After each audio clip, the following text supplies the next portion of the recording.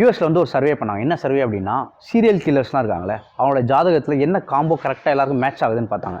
அந்த சர்வேயோட ரிப்போர்ட் படி serial killers maximum பீப்புளுக்கு வந்து செவ்வாய் ராகு ரொம்ப க்ளோஸான கன்ஜங்ஷனில் இருந்திருக்கு. அவங்களுக்கு என்னென்னா ஃபிசிக்கலி ஒருத்தர் அட் பண்ணுறதுல அவங்களுக்கு ரொம்ப சந்தோஷப்படுற மாதிரி இந்த காம்போவை சொல்லுவாங்க.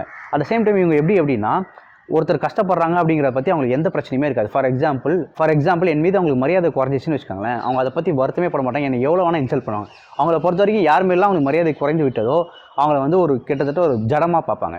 நான் பார்த்த டெட்லியஸ்ட் காம்பினேஷனில் மிக முக்கியமான டெட்லியஸ்ட் காம்பினேஷன் அப்படி பார்த்தீங்கன்னா செவ்வாய் ராகு யாருக்கெல்லாம் இருக்கோ அவங்க ஒரு சர்வாதிகாரமே நடந்துக்குவாங்க, ஒரு மிலிட்ரி மேஜர் மாதிரி நடந்துக்குவாங்க.